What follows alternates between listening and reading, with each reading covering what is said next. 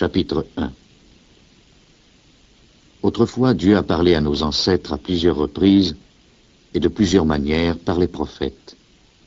Mais dans ces jours qui sont les derniers, il nous a parlé par son Fils. C'est par lui que Dieu a créé l'univers, et c'est lui que Dieu a désigné pour entrer en possession de tout. Il reflète la splendeur de la gloire divine. Il est la représentation exacte de ce que Dieu est, et il soutient l'univers par sa parole puissante. Après avoir purifié les hommes de leurs péchés, il s'est assis dans les cieux à la droite de Dieu, la puissance suprême. Le Fils est devenu d'autant supérieur aux anges que Dieu lui a accordé un nom plus important que le leur. En effet, Dieu n'a jamais dit à l'un de ses anges « Tu es mon Fils, aujourd'hui je suis devenu ton Père ». Et il n'a jamais dit à propos d'un ange « Je serai son Père et il sera mon Fils ». Mais au moment où Dieu allait envoyer son Fils premier-né dans le monde, il a dit « Tous les anges de Dieu doivent l'adorer ». Voici ce que Dieu a dit au sujet des anges. Dieu fait de ses anges des vents et des serviteurs des flammes de feu. Mais au sujet du Fils, Dieu a déclaré « Ton trône, ô Dieu, est établi pour toujours. C'est avec justice que tu gouvernes ton royaume. Tu aimes ce qui est juste et tu détestes le mal. C'est pourquoi Dieu, ton Dieu, t'a choisi et t'a rempli de joie en t'accordant une place d'honneur bien supérieure à celle qu'il a accordée à tes compagnons. » Et il a dit aussi, « C'est toi, Seigneur, qui au commencement as créé la terre et qui de tes propres mains as fait les cieux. Ils disparaîtront tous, mais toi tu resteras. Ils vieilliront tous comme des vêtements. Tu les rouleras comme un manteau et ils seront changés comme des vêtements. Mais toi tu es le même et tu ne vieilliras jamais. Dieu n'a jamais dit à l'un de ses anges, « Assieds-toi à ma droite jusqu'à ce que je mette tes ennemis comme un escabeau sous tes pieds. » Que sont alors les anges? Ce sont tous des esprits qui servent Dieu et sont envoyés par lui pour apporter de l'aide à ceux qui doivent recevoir le salut.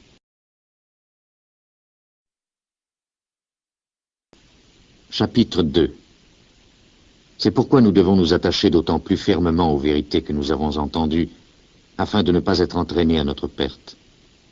Le message que les anges ont apporté a prouvé sa valeur, et tout homme qui n'en a pas tenu compte ou lui a désobéi a reçu la punition qu'il méritait. Alors, comment pourrons-nous échapper à la punition si nous négligeons un si grand salut?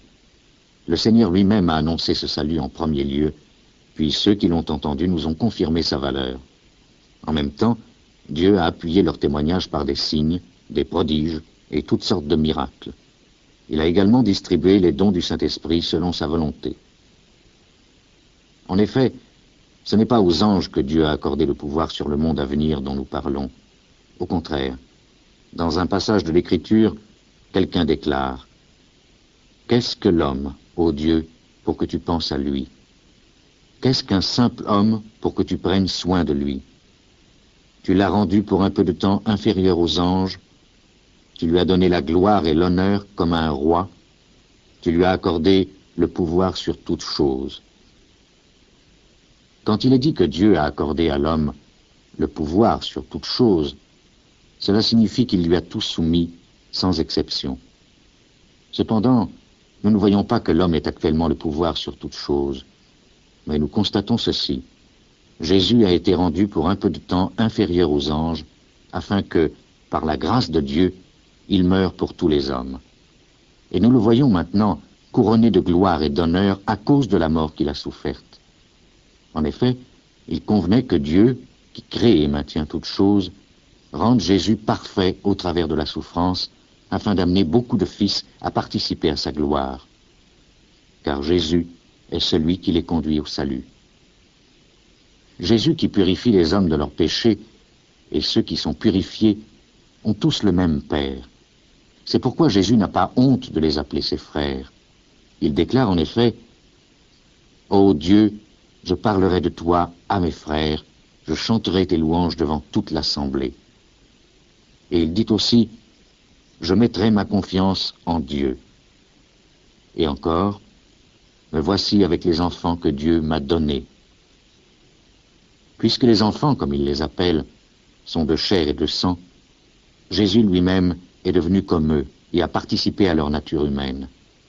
Il l'a fait afin de détruire par sa mort le diable qui détient la puissance de la mort, et de délivrer ainsi ceux qui étaient comme des esclaves durant toute leur vie à cause de leur peur de la mort.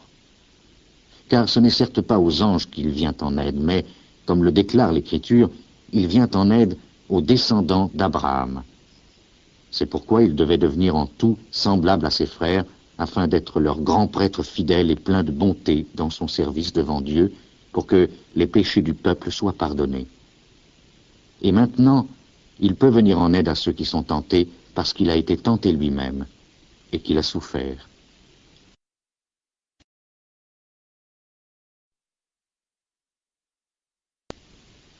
Chapitre 3. C'est pourquoi, frères chrétiens, vous qui avez aussi été appelés par Dieu, regardez Jésus que Dieu a envoyé pour être le grand prêtre de la foi que nous proclamons. En effet, il a été fidèle à Dieu qui l'avait désigné pour cette tâche, comme Moïse a été fidèle dans l'accomplissement de sa tâche dans toute la maison de Dieu. Celui qui construit une maison reçoit plus d'honneur que la maison elle-même. Ainsi, Jésus est digne d'une gloire bien supérieure à celle de Moïse. Toute maison, en effet, est construite par quelqu'un. Or, Dieu est celui qui a construit toutes choses. Moïse, pour sa part, a été fidèle dans toute la maison de Dieu. Ce fut un serviteur chargé de parler de ce que Dieu allait dire. Mais le Christ est fidèle en tant que fils placé à la tête de la maison de Dieu. Nous sommes sa maison si nous gardons notre assurance et notre confiance en ce que nous espérons. C'est pourquoi, comme l'affirme le Saint-Esprit, si vous entendez la voix de Dieu aujourd'hui, n'endurcissez pas vos cœurs comme lorsque vous vous êtes révoltés contre Dieu, comme le jour où vous l'avez mis à l'épreuve dans le désert. Là, vos ancêtres m'ont tenté et mis à l'épreuve, dit Dieu, bien qu'ils aient vu tout ce que j'accomplissais pendant 40 ans. C'est pourquoi je me suis mis en colère contre ces gens. Et j'ai dit, ils se trompent toujours dans leur façon de penser, ils n'ont jamais connu mes chemins. Je me suis mis en colère et j'ai fait ce serment, ils n'entreront jamais là où l'on se repose avec moi. Frères, prenez garde que personne parmi vous n'ait un cœur si mauvais et incrédule qu'il se détourne du Dieu vivant. Au contraire, encouragez-vous les uns les autres chaque jour, aussi longtemps que l'aujourd'hui de l'Écriture s'applique à nous, afin qu'aucun de vous ne se laisse tromper par le péché et n'endurcisse son cœur. En effet, nous sommes les compagnons du Christ si nous gardons fermement jusqu'à la fin la confiance que nous avons eue au commencement. Voici ce que l'Écriture déclare. Si vous entendez la voix de Dieu aujourd'hui, n'endurcissez pas vos cœurs comme lorsque vous vous êtes révoltés contre Dieu. Qui sont ceux qui ont entendu la voix de Dieu et se sont révoltés contre lui? Ce sont tous ceux que Moïse a conduits hors d'Égypte. Contre qui Dieu a-t-il été en colère pendant 40 ans? Contre ceux qui avaient péché et qui tombèrent morts dans le désert. Quand Dieu a fait ce serment, ils n'entreront jamais là où l'on se repose avec moi. De qui parlait-il? Il parlait de ceux qui s'étaient révoltés. Nous voyons en effet qu'ils n'ont pas pu entrer dans ce repos parce qu'ils n'avaient pas cru.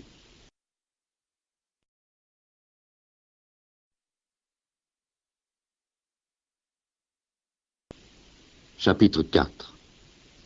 Dieu nous a laissé la promesse que nous pourrons entrer là où nous nous reposerons avec lui. Prenons donc bien garde que personne parmi vous ne se trouve avoir manqué l'entrée dans ce repos.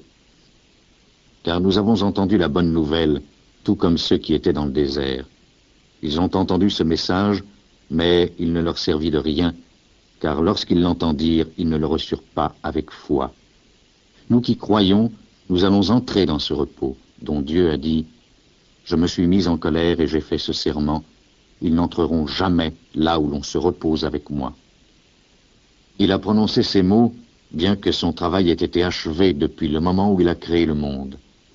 En effet, quelque part dans l'Écriture, il est dit ceci à propos du 7e jour, « Dieu se reposa de tout son travail le 7e jour. » Et le même sujet est repris dans le passage où Dieu dit, « Ils n'entreront jamais là où l'on se repose avec moi. » Ceux qui avaient été les premiers à entendre la bonne nouvelle ne sont pas entrés dans ce repos parce qu'ils n'ont pas cru. Par conséquent, il est encore possible pour d'autres d'y entrer. C'est pourquoi Dieu fixe de nouveau un jour appelé aujourd'hui. Il en a parlé beaucoup plus tard par l'intermédiaire de David dans le passage déjà cité. Si vous entendez la voix de Dieu aujourd'hui, n'endurcissez pas vos cœurs. En effet, si Josué avait conduit le peuple dans ce repos, Dieu n'aurait pas parlé plus tard d'un autre jour. Ainsi, un repos semblable au repos de Dieu le 7e jour reste offert au peuple de Dieu. Car celui qui entre là où l'on se repose avec Dieu se repose de son travail comme Dieu s'est reposé du sien. Efforçons-nous donc d'entrer dans ce repos. Faisons en sorte qu'aucun de nous ne désobéisse de la même manière que ceux qui étaient dans le désert et ne manquent l'entrée dans ce repos. Car la parole de Dieu est vivante et efficace. Elle est plus tranchante qu'aucune épée à 2 tranchants. Elle pénètre jusqu'au point où l'âme et l'esprit se rencontrent, jusqu'au point où les jointures et la moelle se touchent. Elle juge les désirs et les pensées du cœur de l'homme. Il n'est rien qui puisse être caché à Dieu. Tout dans l'ensemble de la création se trouve à nu et à découvert devant ses yeux, et c'est à lui que nous devons tous rendre compte. Tenons donc fermement la foi que nous proclamons. Nous avons en effet un grand prêtre souverain qui est parvenu jusqu'en la présence même de Dieu. C'est Jésus, le Fils de Dieu. Nous n'avons pas un grand prêtre incapable de souffrir avec nous de nos faiblesses. Au contraire, notre grand prêtre a été tenté en tout comme nous le sommes, mais il n'a pas commis de péché. Approchons-nous donc avec confiance du trône de Dieu, où est la grâce. Nous y recevrons le pardon et y trouverons la grâce nécessaire pour être secourus au bon moment.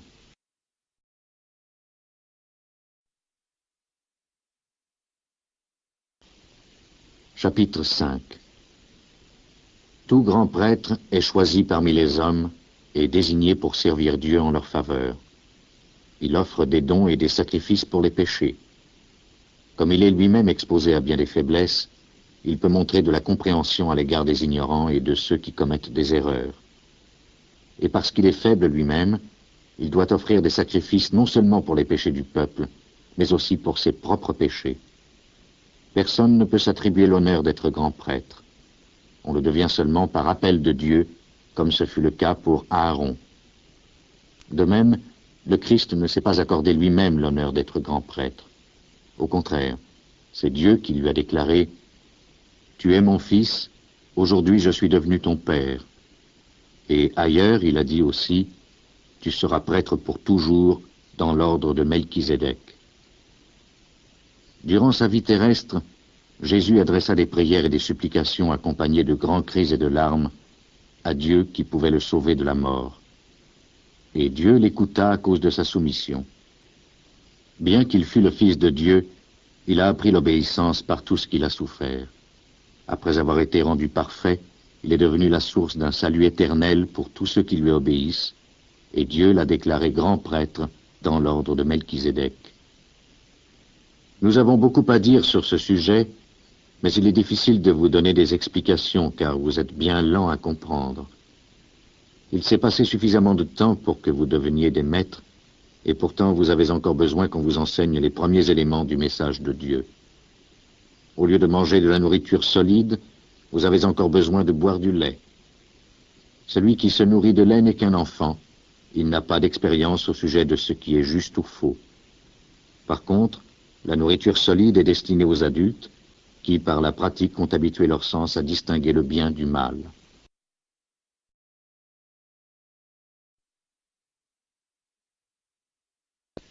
Chapitre 6. Ainsi, progressons afin d'aborder un enseignement d'adulte en laissant derrière nous les premiers éléments du message chrétien. Nous n'allons pas poser de nouveau les bases de ce message, la nécessité de se détourner des œuvres inutiles et de croire en Dieu, l'enseignement au sujet des divers baptêmes et de la cérémonie d'imposition des mains, l'annonce de la résurrection des morts et du jugement éternel. Progressons. C'est là ce que nous allons faire, si Dieu le permet. En effet, qu'en est-il de ceux qui retombent dans une vie mauvaise? Ils ont reçu une fois la lumière de Dieu, ils ont goûté aux dons célestes et ont eu part au Saint-Esprit. Ils ont senti que la parole de Dieu est bonne et ils ont fait l'expérience des puissances du monde à venir.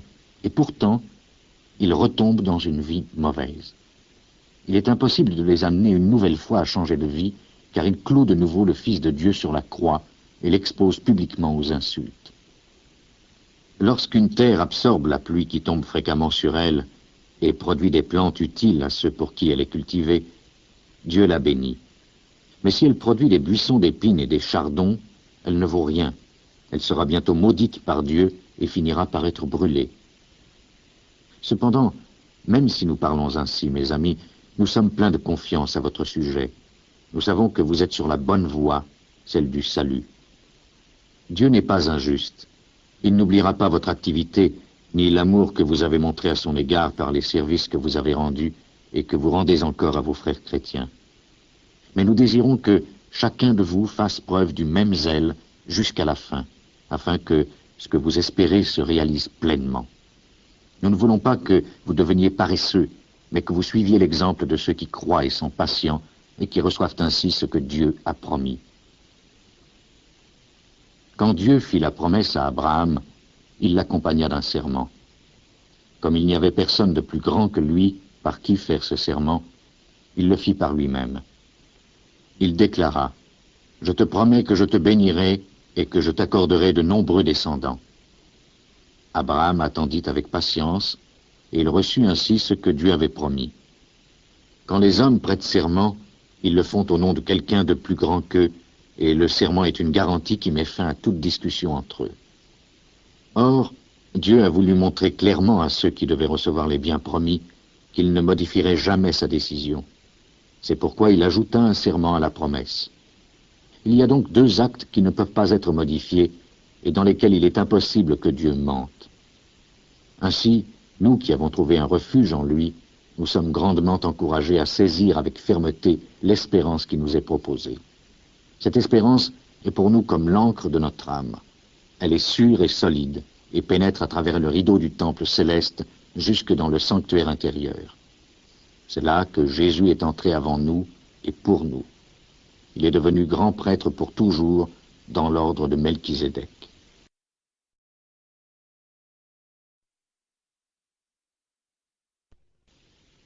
Chapitre 7. Ce Melchizedek était roi de Salem et prêtre du Dieu Très-Haut. Lorsqu'Abraham revenait de la bataille où il avait vaincu les rois, Melchizedek se rendit à sa rencontre et le bénit. Abraham lui donna la 10e partie de tout ce qu'il avait. Le nom de Melchizedek, tout d'abord, signifie roi de justice. De plus, il était roi de Salem, ce qui veut dire roi de paix. On ne connaît à Melchizedek ni père ni mère, ni aucun ancêtre. On ne parle nulle part de sa naissance ou de sa mort. Il est semblable au Fils de Dieu, il demeure prêtre pour toujours. Remarquez comme il est grand. Abraham, le patriarche, lui donna la 10e partie de tout ce qu'il avait gagné dans la bataille. Ceux des descendants de Lévi qui sont prêtres ont l'ordre, selon la loi, de demander la 10e partie de tout au peuple d'Israël. Autrement dit, ils la demandent à leurs propres compatriotes, qui pourtant sont eux aussi des descendants d'Abraham. Melchizedek n'était pas un descendant de Lévi, mais il obtint d'Abraham le 10e de ce qu'il avait.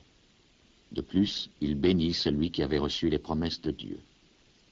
Or, sans aucun doute, celui qui bénit est supérieur à celui qui est béni. Dans le cas des prêtres, la 10e partie de ce que l'on possède est reçue par des hommes qui meurent. Mais dans le cas de Melchizedek, cette part fut reçue par quelqu'un qui vit, comme l'affirme l'Écriture. Enfin, et pour ainsi dire, quand Abraham paya le 10e de ses biens, Lévi, dont les descendants sont ceux qui reçoivent le 10e, le paya aussi. Car bien que Lévi ne fût pas encore né, il était en quelque sorte dans le corps de son ancêtre Abraham quand Melchizedek vint à sa rencontre. La prêtrise lévitique était à la base de la loi donnée au peuple d'Israël. Or, si les prêtres lévitiques avaient accompli une œuvre parfaite, il n'aurait pas été nécessaire qu'apparaisse un prêtre d'une autre sorte, un prêtre dans l'ordre de Melchizedek et non plus dans l'ordre d'Aaron. Car lorsque la prêtrise est changée, il faut aussi qu'il y ait un changement de loi. Et notre Seigneur, auquel ces paroles se rapportent, appartenait à une autre tribu dont aucun membre n'a jamais effectué le service de prêtre à l'autel. Il est bien connu qu'il appartenait de naissance à la tribu de Juda, et Moïse n'a rien dit de cette tribu quand il a parlé des prêtres. Voici un fait qui rend tout cela encore plus clair. Un autre prêtre est apparu qui est semblable à Melchizedek. Il n'a pas été établi prêtre d'après un ensemble de règlements humains, il l'est devenu par la puissance d'une vie qui n'a pas de fin. En effet, l'Écriture déclare « Tu seras prêtre pour toujours dans l'ordre de Melchizedek ». Ainsi, l'ancienne règle a été supprimée, parce qu'elle était faible et inutile. La loi de Moïse, en effet, n'a rien amené à la perfection. Mais une espérance meilleure a été introduite, grâce à laquelle nous nous approchons de Dieu. De plus, il y a eu le serment de Dieu. Les autres sont devenus prêtres sans un tel serment. Mais Jésus a été établi prêtre avec un serment, quand Dieu lui a déclaré « Le Seigneur l'a juré, et il ne changera pas d'idée. Tu seras prêtre pour toujours. » Par conséquent, Jésus est aussi celui qui nous garantit une alliance meilleure. Il existe une autre différence encore. Les autres prêtres ont été nombreux parce qu'ils mouraient et ils ne pouvaient pas continuer leur activité. Mais Jésus vit pour toujours et sa tâche de prêtre n'a pas été transmise à quelqu'un d'autre. C'est pourquoi il peut sauver, maintenant et toujours, ceux qui s'approchent de Dieu par lui, car il est toujours vivant pour prier Dieu en leur faveur. Jésus est donc le grand prêtre qu'il nous fallait. Il est saint, il n'y a aucun mal et aucun péché en lui, il a été séparé des pécheurs et élevé au-dessus des cieux. Il n'est pas comme les autres grands prêtres, il n'a pas besoin d'offrir chaque jour des sacrifices, d'abord pour ses propres péchés et ensuite pour ceux du peuple. Il a offert un sacrifice une fois pour toutes quand il s'est offert lui-même.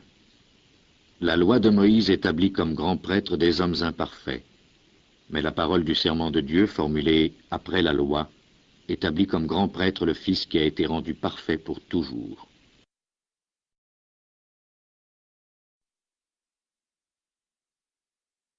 Chapitre 8. Voici le point le plus important de ce que nous sommes en train de dire. C'est bien un tel grand prêtre que nous avons, et il s'est assis dans les cieux à la droite du trône de Dieu, la puissance suprême.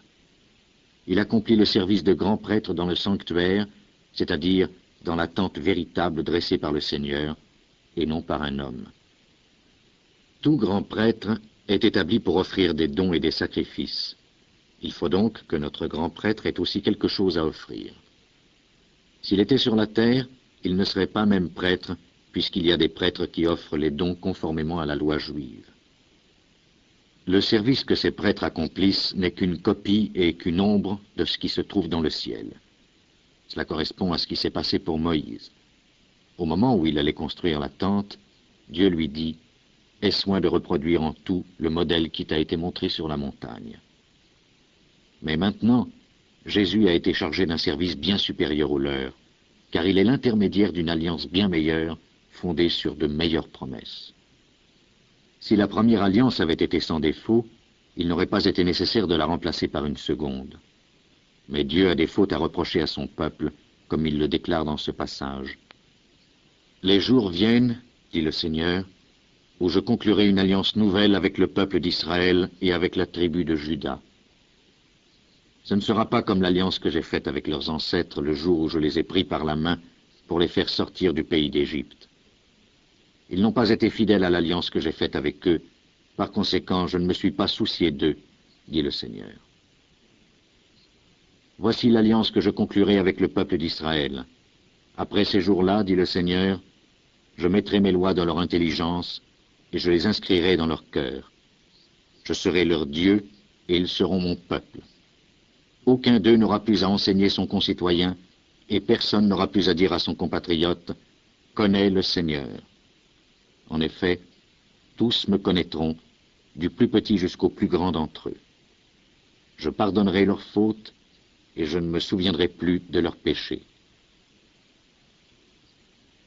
En parlant d'une alliance nouvelle, Dieu a rendu ancienne la première. Or, ce qui devient ancien et qui vieillit est près de disparaître.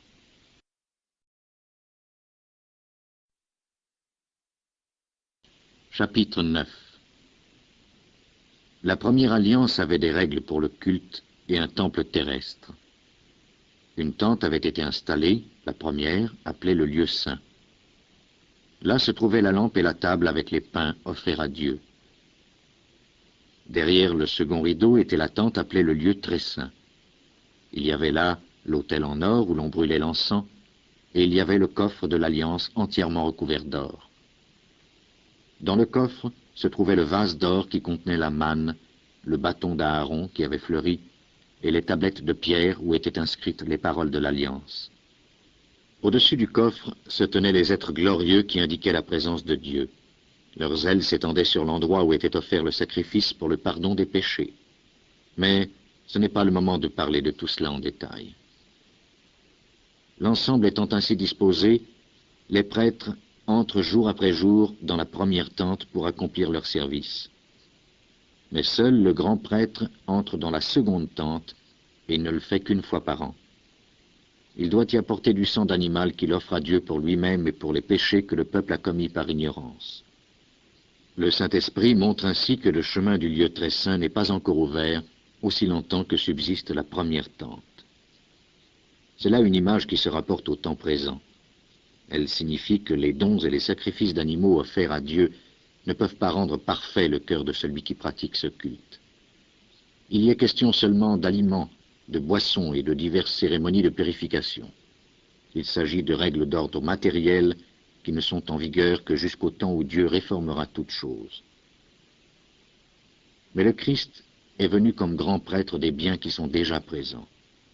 La tente dans laquelle il accomplit son service est plus importante et plus parfaite.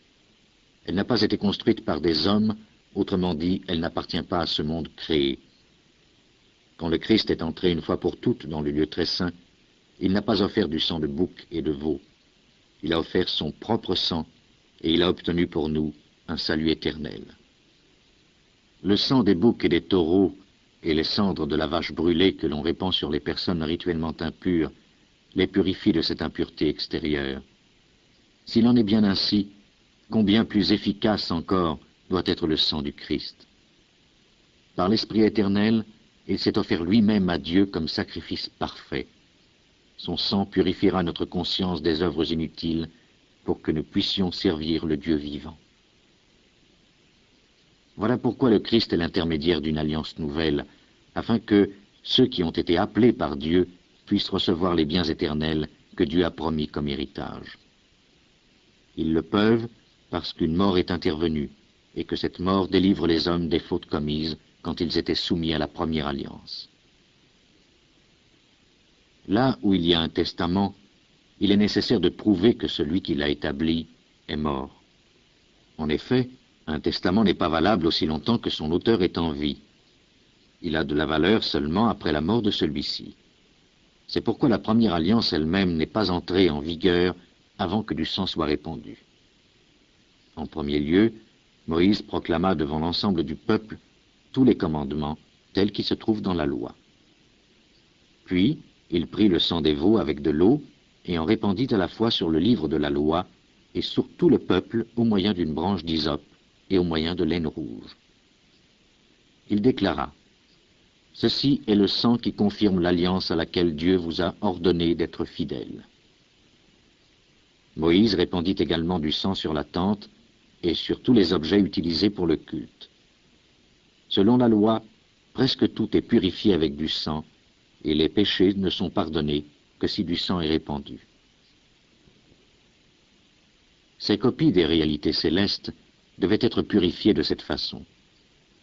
Mais les réalités célestes elles-mêmes ont besoin de bien meilleurs sacrifices, car le Christ n'est pas entré dans un sanctuaire construit par des hommes qui ne serait qu'une copie du véritable. Il est entré dans le ciel même, où il se présente maintenant pour nous devant Dieu. Le grand prêtre juif entre chaque année dans le sanctuaire avec du sang d'animal. Mais le Christ n'est pas entré pour s'offrir plusieurs fois lui-même. Autrement, il aurait dû souffrir plusieurs fois depuis la création du monde.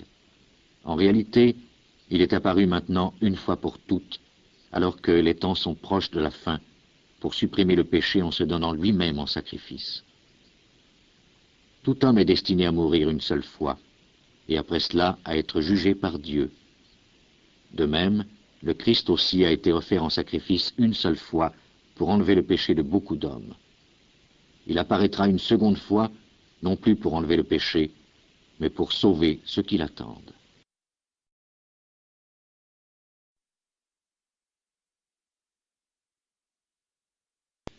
Chapitre 10. La loi juive n'est pas la représentation exacte des réalités. Elle n'est que l'ombre des biens à venir. Elle est tout à fait incapable de rendre parfaits ceux qui s'approchent de Dieu. Comment le pourrait-elle avec ses sacrifices, toujours les mêmes, que l'on offre année après année, indéfiniment?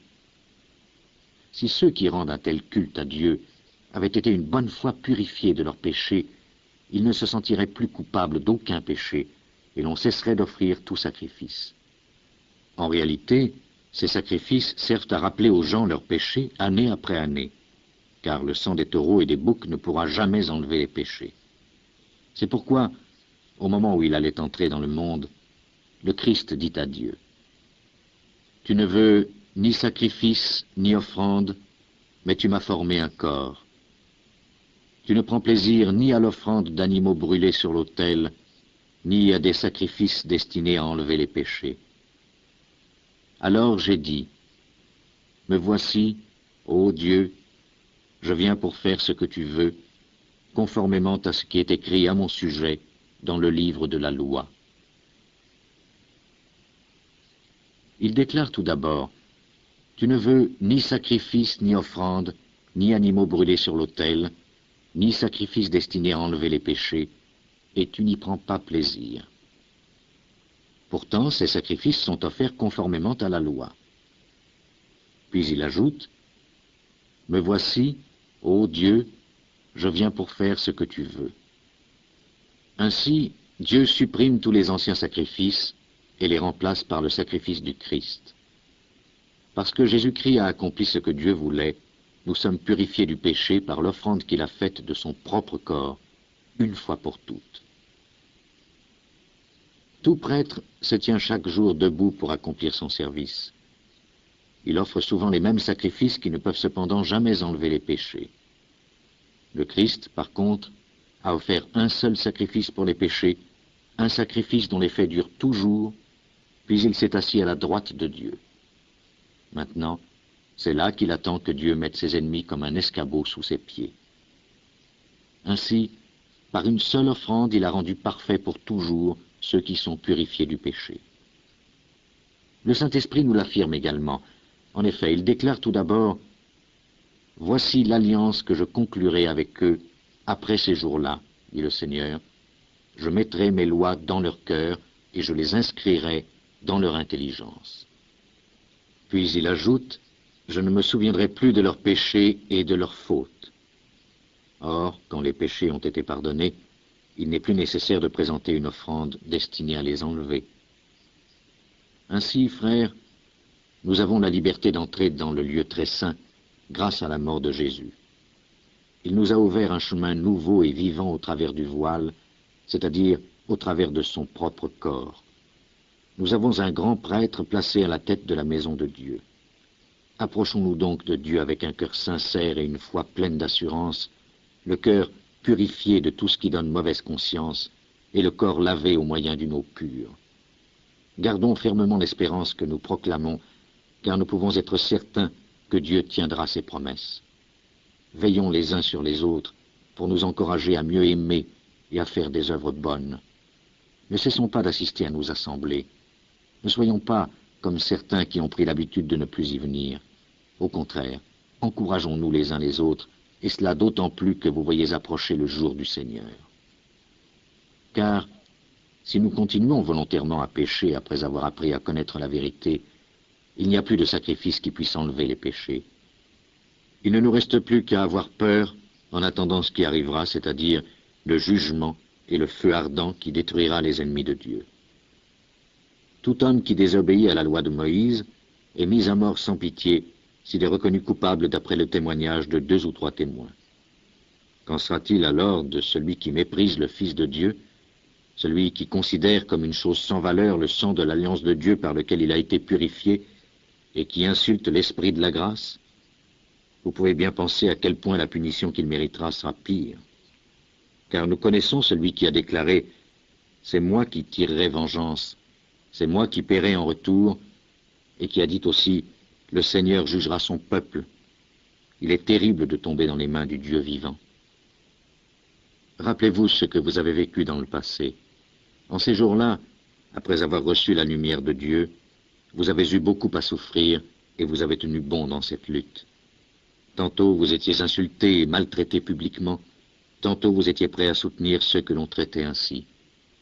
Vous avez pris part à la souffrance des prisonniers, et quand on a saisi vos biens, vous avez accepté avec joie de les perdre, car vous saviez que vous possédiez une richesse meilleure et qui dure toujours. Ne perdez donc pas votre assurance, une grande récompense lui est réservée. Vous avez besoin de patience afin d'accomplir ce que Dieu veut et d'obtenir ce qu'il promet. En effet, comme le déclare l'Écriture, « Encore un peu de temps, très peu même, et celui qui doit venir viendra, il ne tardera pas.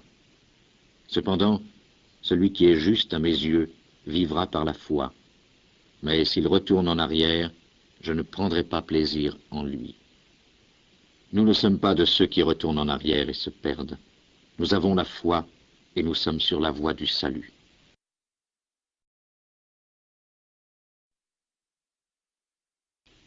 Chapitre 11. Avoir la foi, c'est être sûr de ce que l'on espère, c'est être convaincu de la réalité de ce que l'on ne voit pas. C'est à cause de leur foi que les hommes des temps passés ont été approuvés par Dieu. Par la foi, nous comprenons que l'univers a été créé par la parole de Dieu, de sorte que ce que l'on voit a été fait à partir de ce que l'on ne voit pas. Par la foi, Abel offrit à Dieu un sacrifice meilleur que celui de Caïn. Grâce à sa foi, il fut déclaré juste par Dieu, car Dieu lui-même approuva ses dons. Par sa foi, Abel parle encore, bien qu'il soit mort. Par la foi, Enoch n'a pas connu la mort. Il fut enlevé auprès de Dieu et personne ne put le retrouver, parce que Dieu l'avait enlevé auprès de lui. L'Écriture déclare qu'avant d'être enlevé, Enoch avait plu à Dieu.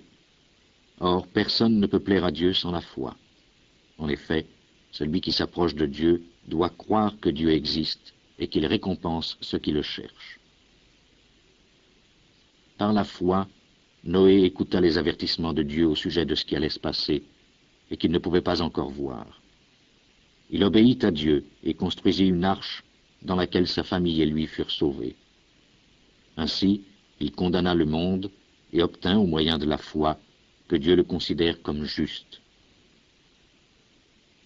Par la foi, Abraham obéit quand Dieu l'appela. Il partit pour un pays que Dieu allait lui donner comme un héritage. Il quitta son propre pays sans savoir où il allait. Par la foi, il vécut dans le pays que Dieu lui avait promis comme s'il était un étranger. Il habita sous des tentes avec Isaac et Jacob, qui avaient reçu la même promesse de Dieu. Car Abraham attendait la cité qui a de solides fondations, celle dont Dieu est l'architecte et le constructeur. Par la foi, Abraham fut rendu capable d'être père alors qu'il avait passé l'âge de l'être et que Sarah elle-même ne pouvait pas avoir d'enfant. Il eut la certitude que Dieu tiendrait sa promesse. C'est ainsi qu'à partir de ce seul homme, qui était pourtant déjà comme mort, naquirent des descendants aussi nombreux que les étoiles du ciel et que les innombrables grains de sable du bord de la mer. C'est dans la foi que tous ces hommes sont morts. Ils n'ont pas reçu les biens que Dieu avait promis, mais ils les ont vus et salués de loin, et ils ont déclaré qu'ils étaient des étrangers et des exilés sur la terre. Ceux qui parlent ainsi montrent clairement qu'ils cherchent une patrie. S'ils s'étaient mis à regretter le pays qu'ils avaient quitté, ils auraient eu l'occasion d'y retourner. En réalité, ils désiraient une patrie meilleure, c'est-à-dire la patrie céleste.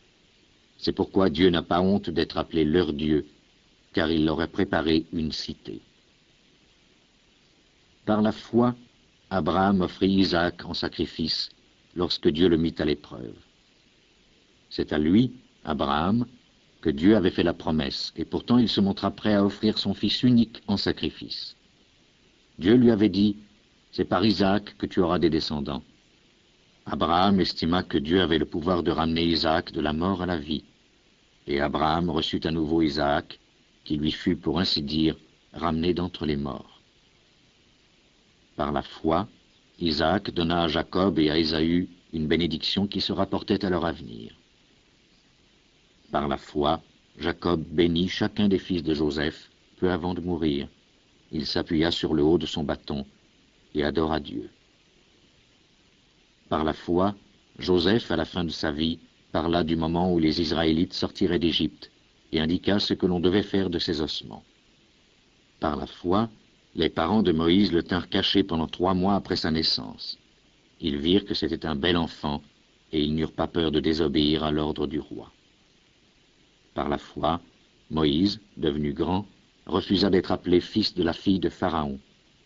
Il préféra être maltraité avec le peuple de Dieu que de jouir du péché pendant quelque temps.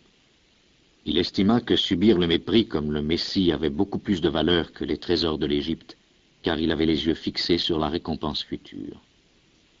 Par la foi, Moïse quitta l'Égypte sans avoir peur de la colère du roi. Il demeura ferme, comme s'il voyait le Dieu invisible. Par la foi, il institua la Pâque et ordonna de répandre du sang sur les portes, afin que l'ange de la mort ne tue pas les fils premiers-nés des Israélites. Par la foi, les Israélites traversèrent la mer Rouge comme si c'était une terre sèche. Mais lorsque les Égyptiens essayèrent d'en faire autant, ils furent noyés. Par la foi, les murs de Jéricho tombèrent après que les Israélites en eurent fait le tour pendant 7 jours. Par la foi, Rahab, la prostituée, ne mourut pas avec ceux qui avaient désobéi à Dieu, parce qu'elle avait accueilli les espions avec bienveillance. Que dirais-je encore? Le temps me manquerait pour parler de Gédéon, de Barak, de Samson, de Jephthé, de David, de Samuel et des prophètes. Grâce à la foi, ils conquirent des pays, firent ce qui est juste et obtinrent ce que Dieu avait promis. Ils fermèrent la gueule des lions, éteignirent des feux violents, évitèrent d'être tués par l'épée. Ils étaient faibles et devinrent forts. Ils furent redoutables à la guerre et vainquirent des armées étrangères. Par la foi, des femmes virent leurs morts ramenés à la vie pour leur être rendus. D'autres ont été torturés à mort. Ils refusèrent la délivrance afin d'être ramenés de la mort à une vie meilleure. D'autres encore subirent des moqueries et des coups de fouet. Certains furent liés de chaînes et jetés en prison. Certains furent tués à coups de pierre, d'autres sciés en deux ou mis à mort par l'épée.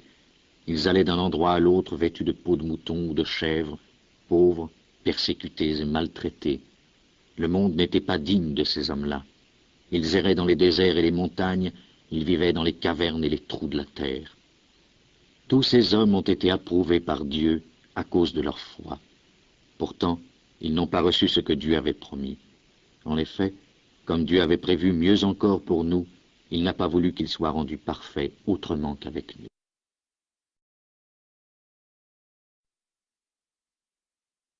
Chapitre 12. Quant à nous, nous sommes entourés de cette grande foule de témoins.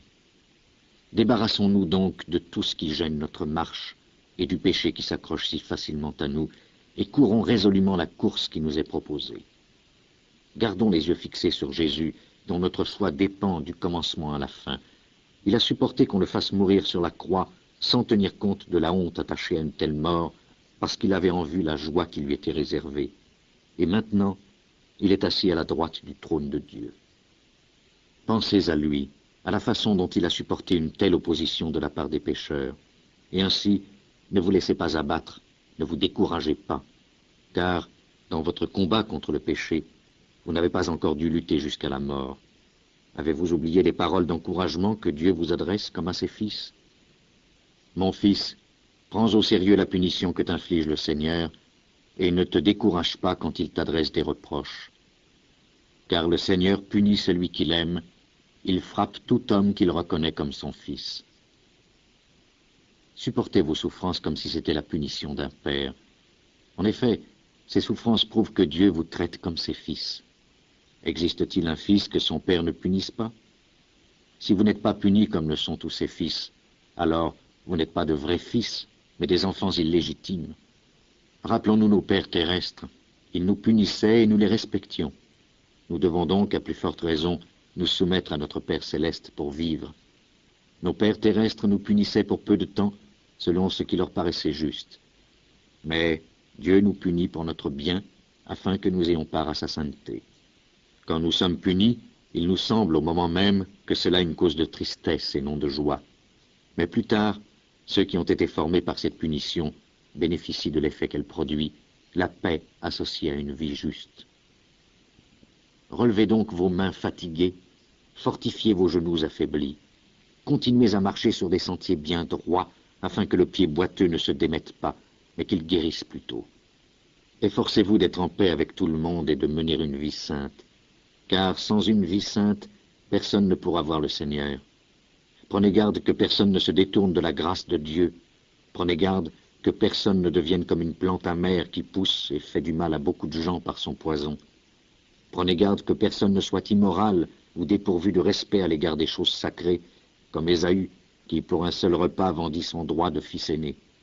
Plus tard, vous le savez, il voulut recevoir la bénédiction de son père, mais il fut repoussé, car il ne trouva aucun moyen de changer ce qu'il avait fait, bien qu'il l'ait cherché en pleurant.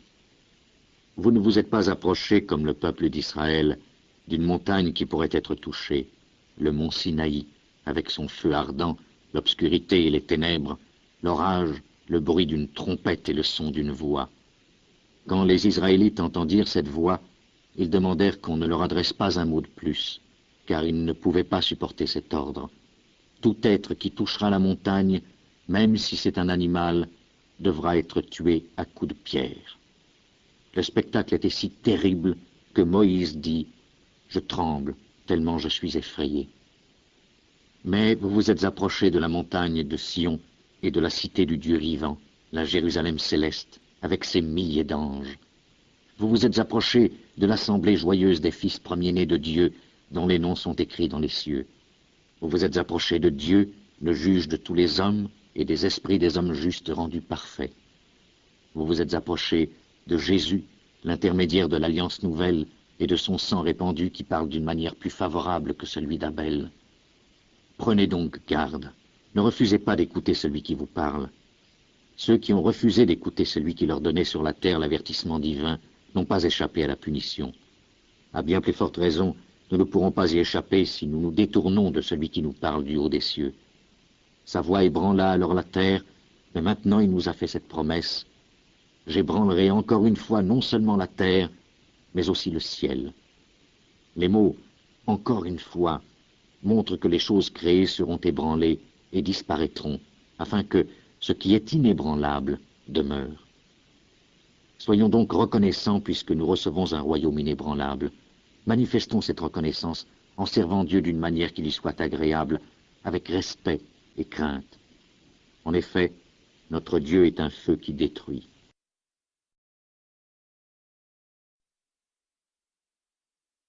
Chapitre 13. Ne cessez pas de vous aimer les uns les autres comme des frères en Christ. Rappelez-vous que vous devez bien recevoir ceux qui viennent chez vous. En effet, en agissant ainsi, quelques-uns ont accueilli des anges sans le savoir. Souvenez-vous de ceux qui sont en prison comme si vous étiez en prison avec eux. Souvenez-vous de ceux qui sont maltraités comme si vous étiez maltraités de la même manière qu'eux. Que le mariage soit respecté par tous, que les époux soient fidèles l'un à l'autre. Dieu jugera les gens immoraux et ceux qui commettent l'adultère. Ne vous laissez pas dominer dans votre conduite par l'amour de l'argent. Contentez-vous de ce que vous avez, car Dieu a dit « Je ne te laisserai jamais, je ne t'abandonnerai jamais ».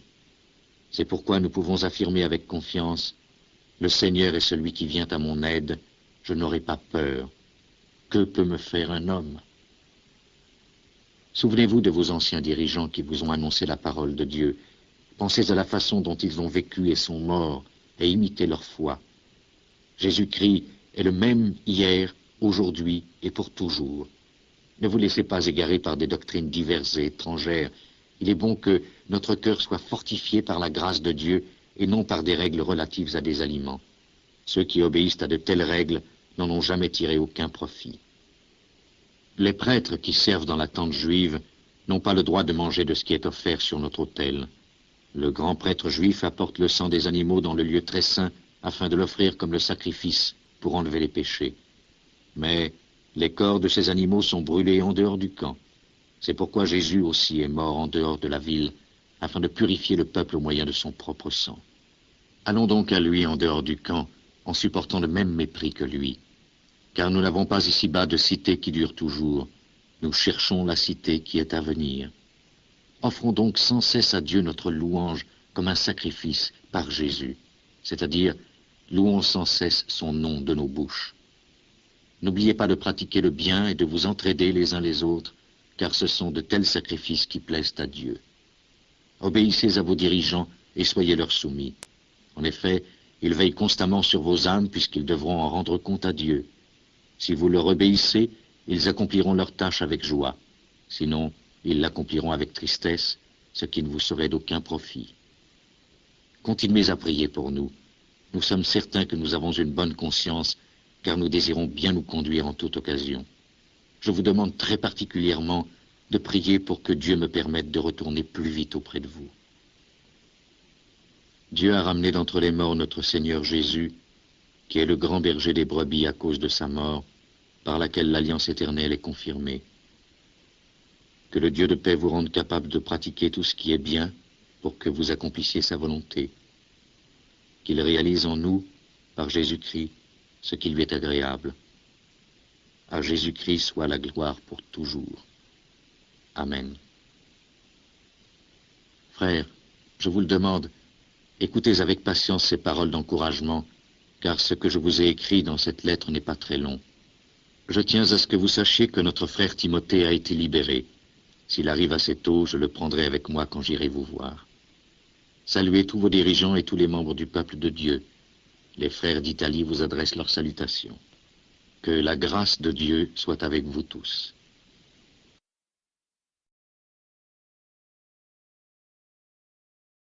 Colère pendant 40 ans, contre ceux qui avaient péché et qui tombèrent morts dans le désert. Quand Dieu a fait ce serment, ils n'entreront jamais là où l'on se repose avec moi. De qui parlait-il? Il parlait de ceux qui s'étaient révoltés. Nous voyons en effet qu'ils n'ont pas pu entrer dans ce repos parce qu'ils n'avaient pas cru.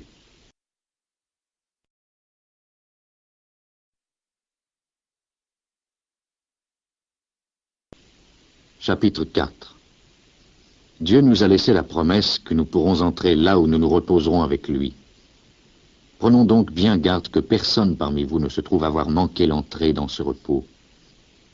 Car nous avons entendu la bonne nouvelle, tout comme ceux qui étaient dans le désert.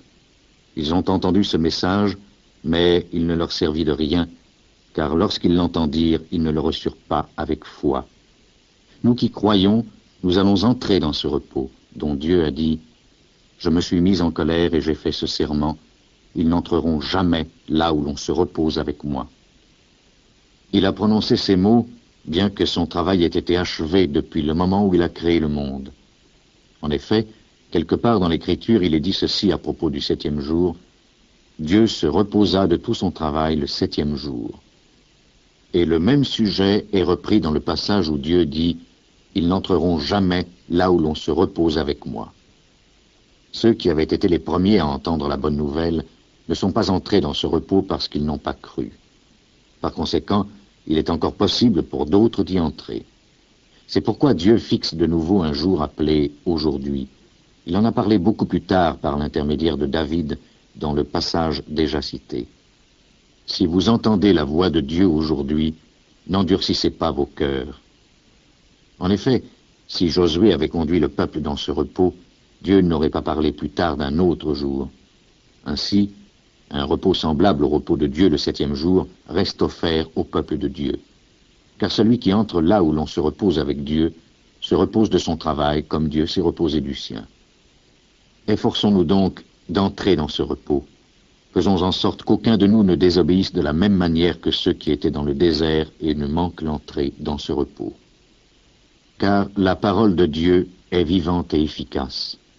Elle est plus tranchante qu'aucune épée à 2 tranchants. Elle pénètre jusqu'au point où l'âme et l'esprit se rencontrent, jusqu'au point où les jointures et la moelle se touchent. Elle juge les désirs et les pensées du cœur de l'homme. Il n'est rien qui puisse être caché à Dieu. Tout dans l'ensemble de la création se trouve à nu et à découvert devant ses yeux, et c'est à lui que nous devons tous rendre compte. Tenons donc fermement la foi que nous proclamons. Nous avons en effet un grand prêtre souverain qui est parvenu jusqu'en la présence même de Dieu, c'est Jésus, le Fils de Dieu. Nous n'avons pas un grand prêtre incapable de souffrir avec nous de nos faiblesses. Au contraire, notre grand prêtre a été tenté en tout comme nous le sommes, mais il n'a pas commis de péché. Approchons-nous donc avec confiance du trône de Dieu, où est la grâce. Nous y recevrons le pardon et y trouverons la grâce nécessaire pour être secourus au bon moment.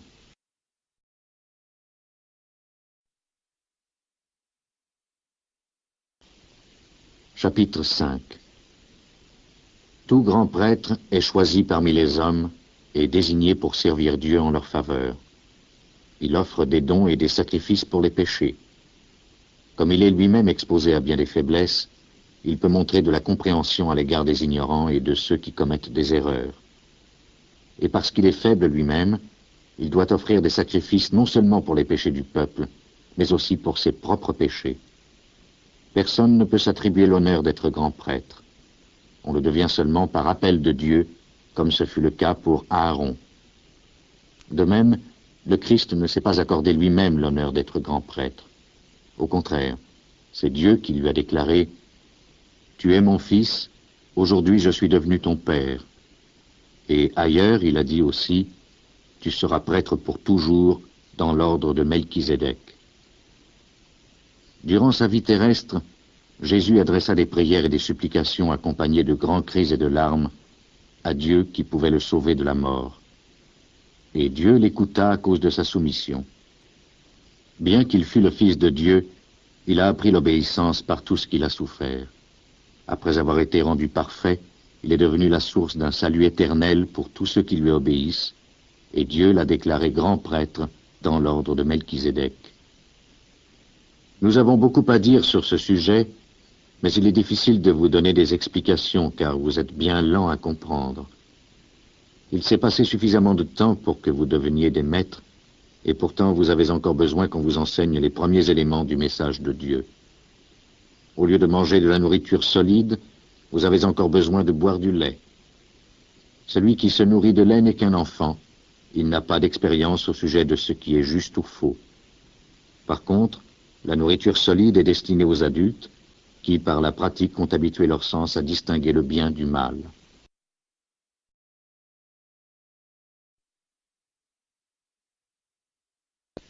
Chapitre 6. Ainsi, progressons afin d'aborder un enseignement d'adulte en laissant derrière nous les premiers éléments du message chrétien. Nous n'allons pas poser de nouveau les bases de ce message, la nécessité de se détourner des œuvres inutiles et de croire en Dieu, l'enseignement au sujet des divers baptêmes et de la cérémonie d'imposition des mains, l'annonce de la résurrection des morts et du jugement éternel. Progressons. C'est là ce que nous allons faire, si Dieu le permet. En effet, qu'en est-il de ceux qui retombent dans une vie mauvaise? Ils ont reçu une fois la lumière de Dieu, ils ont goûté aux dons célestes et ont eu part au Saint-Esprit. Ils ont senti que la parole de Dieu est bonne, et ils ont fait l'expérience des puissances du monde à venir. Et pourtant, ils retombent dans une vie mauvaise. Il est impossible de les amener une nouvelle fois à changer de vie, car ils clouent de nouveau le Fils de Dieu sur la croix et l'exposent publiquement aux insultes. Lorsqu'une terre absorbe la pluie qui tombe fréquemment sur elle et produit des plantes utiles à ceux pour qui elle est cultivée, Dieu la bénit. Mais si elle produit des buissons d'épines et des chardons, elle ne vaut rien. Elle sera bientôt maudite par Dieu et finira par être brûlée. Cependant, même si nous parlons ainsi, mes amis, nous sommes pleins de confiance à votre sujet. Nous savons que vous êtes sur la bonne voie, celle du salut. Dieu n'est pas injuste. Il n'oubliera pas votre activité, ni l'amour que vous avez montré à son égard par les services que vous avez rendus et que vous rendez encore à vos frères chrétiens. Mais nous désirons que chacun de vous fasse preuve du même zèle jusqu'à la fin, afin que ce que vous espérez se réalise pleinement. Nous ne voulons pas que vous deveniez paresseux, mais que vous suiviez l'exemple de ceux qui croient et sont patients et qui reçoivent ainsi ce que Dieu a promis. Quand Dieu fit la promesse à Abraham, il l'accompagna d'un serment. Comme il n'y avait personne de plus grand que lui par qui faire ce serment, il le fit par lui-même. Il déclara « Je te promets que je te bénirai et que je t'accorderai de nombreux descendants. Abraham attendit avec patience, et il reçut ainsi ce que Dieu avait promis. Quand les hommes prêtent serment, ils le font au nom de quelqu'un de plus grand qu'eux, et le serment est une garantie qui met fin à toute discussion entre eux. Chapitre 1. Autrefois, Dieu a parlé à nos ancêtres à plusieurs reprises et de plusieurs manières par les prophètes. Mais dans ces jours qui sont les derniers, il nous a parlé par son Fils. C'est par lui que Dieu a créé l'univers, et c'est lui que Dieu a désigné pour entrer en possession de tout.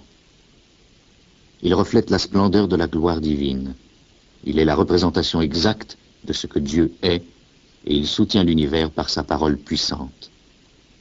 Après avoir purifié les hommes de leurs péchés, il s'est assis dans les cieux à la droite de Dieu, la puissance suprême. Le Fils est devenu d'autant supérieur aux anges que Dieu lui a accordé un nom plus important que le leur. En effet, Dieu n'a jamais dit à l'un de ses anges « Tu es mon Fils, aujourd'hui je suis devenu ton Père ». Et il n'a jamais dit à propos d'un ange « Je serai son Père et il sera mon Fils ». Mais au moment où Dieu allait envoyer son Fils premier-né dans le monde, il a dit « Tous les anges de Dieu doivent l'adorer ». Voici ce que Dieu a dit au sujet des anges. Dieu fait de ses anges des vents et des serviteurs des flammes de feu. Mais au sujet du Fils, Dieu a déclaré « Ton trône, ô Dieu, est établi pour toujours. C'est avec justice que tu gouvernes ton royaume. Tu aimes ce qui est juste et tu détestes le mal. C'est pourquoi Dieu, ton Dieu, t'a choisi et t'a rempli de joie en t'accordant une place d'honneur bien supérieure à celle qu'il a accordée à tes compagnons. » Et il a dit aussi, « C'est toi, Seigneur, qui au commencement as créé la terre et qui de tes propres mains as fait les cieux. Ils disparaîtront tous, mais toi tu resteras. Ils vieilliront tous comme des vêtements. Tu les rouleras comme un manteau et ils seront changés comme des vêtements. Mais toi tu es le même et tu ne vieilliras jamais. Dieu n'a jamais dit à l'un de ses anges, « Assieds-toi à ma droite jusqu'à ce que je mette tes ennemis comme un escabeau sous tes pieds. » Que sont alors les anges? Ce sont tous des esprits qui servent Dieu et sont envoyés par lui pour apporter de l'aide à ceux qui doivent recevoir le salut.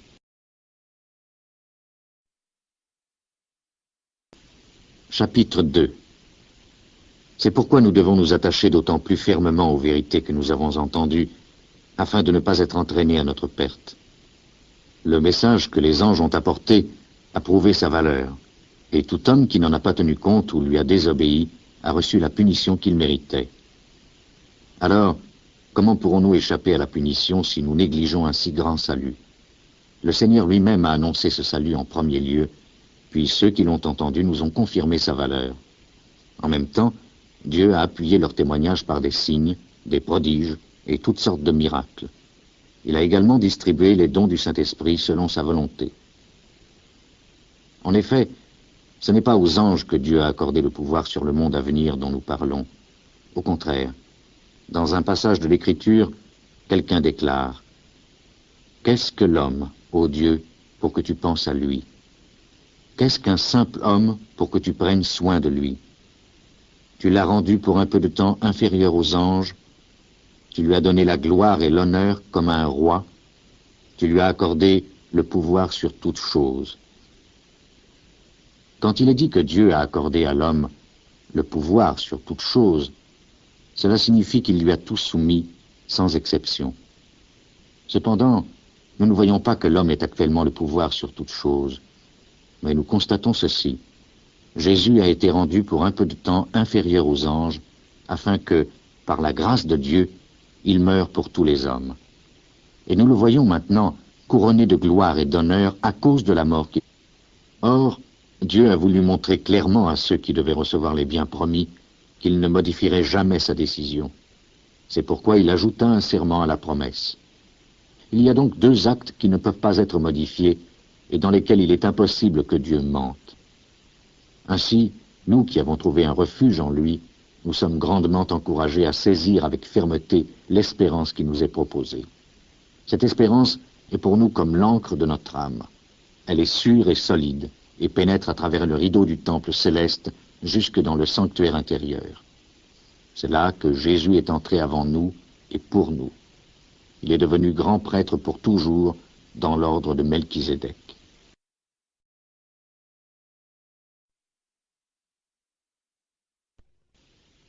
Chapitre 7. Ce Melchizedek était roi de Salem et prêtre du Dieu Très-Haut. Lorsqu'Abraham revenait de la bataille où il avait vaincu les rois, Melchizedek se rendit à sa rencontre et le bénit. Abraham lui donna la 10e partie de tout ce qu'il avait. Le nom de Melchizedek, tout d'abord, signifie roi de justice. De plus, il était roi de Salem, ce qui veut dire roi de paix. On ne connaît à Melchizedek ni père ni mère, ni aucun ancêtre. On ne parle nulle part de sa naissance ou de sa mort. Il est semblable au Fils de Dieu, il demeure prêtre pour toujours. Remarquez comme il est grand. Abraham, le patriarche, lui donna la 10e partie de tout ce qu'il avait gagné dans la bataille. Ceux des descendants de Lévi qui sont prêtres ont l'ordre, selon la loi, de demander la 10e partie de tout au peuple d'Israël. Autrement dit, ils la demandent à leurs propres compatriotes, qui pourtant sont eux aussi des descendants d'Abraham. Melchizedek n'était pas un descendant de Lévi, mais il obtint d'Abraham le 10e de ce qu'il avait. De plus, il bénit celui qui avait reçu les promesses de Dieu. Or, sans aucun doute, celui qui bénit est supérieur à celui qui est béni. Dans le cas des prêtres, la 10e partie de ce que l'on possède est reçue par des hommes qui meurent. Mais dans le cas de Melchizedek, cette part fut reçue par quelqu'un qui vit, comme l'affirme l'Écriture. Enfin, et pour ainsi dire, quand Abraham paya le 10e de ses biens, Lévi, dont les descendants sont ceux qui reçoivent le 10e, le paya aussi. Car bien que Lévi ne fût pas encore né, il était en quelque sorte dans le corps de son ancêtre Abraham quand Melchizedek vint à sa rencontre. La prêtrise lévitique était à la base de la loi donnée au peuple d'Israël. Or, si les prêtres lévitiques avaient accompli une œuvre parfaite, il n'aurait pas été nécessaire qu'apparaisse un prêtre d'une autre sorte, un prêtre dans l'ordre de Melchizedek et non plus dans l'ordre d'Aaron. Car lorsque la prêtrise est changée, il faut aussi qu'il y ait un changement de loi. Et notre Seigneur, auquel ces paroles se rapportent, appartenait à une autre tribu dont aucun membre n'a jamais effectué le service de prêtre à l'autel. Il est bien connu qu'il appartenait de naissance à la tribu de Juda, et Moïse n'a rien dit de cette tribu quand il a parlé des prêtres. Voici un fait qui rend tout cela encore plus clair. Un autre prêtre est apparu qui est semblable à Melchizedek. Il n'a pas été établi prêtre d'après un ensemble de règlements humains, il l'est devenu par la puissance d'une vie qui n'a pas de fin. En effet, l'Écriture déclare « Tu seras prêtre pour toujours dans l'ordre de Melchizedek ». Ainsi, l'ancienne règle a été supprimée, parce qu'elle était faible et inutile. La loi de Moïse, en effet, n'a rien amené à la perfection. Mais une espérance meilleure a été introduite, grâce à laquelle nous nous approchons de Dieu. De plus, il y a eu le serment de la soufferte. En effet, il convenait que Dieu, qui crée et maintient toutes choses, rende Jésus parfait au travers de la souffrance, afin d'amener beaucoup de fils à participer à sa gloire. Car Jésus est celui qui les conduit au salut. Jésus qui purifie les hommes de leurs péchés, et ceux qui sont purifiés, ont tous le même Père. C'est pourquoi Jésus n'a pas honte de les appeler ses frères.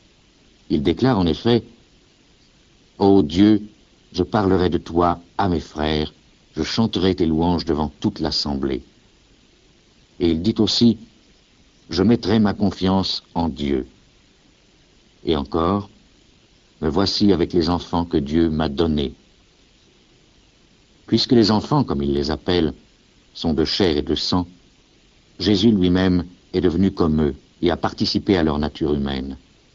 Il l'a fait afin de détruire par sa mort le diable qui détient la puissance de la mort, et de délivrer ainsi ceux qui étaient comme des esclaves durant toute leur vie à cause de leur peur de la mort.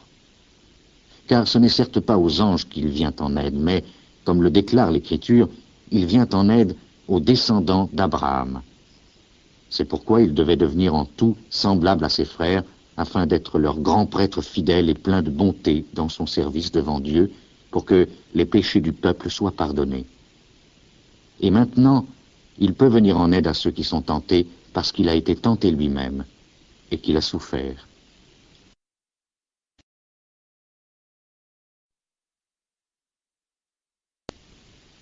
Chapitre 3.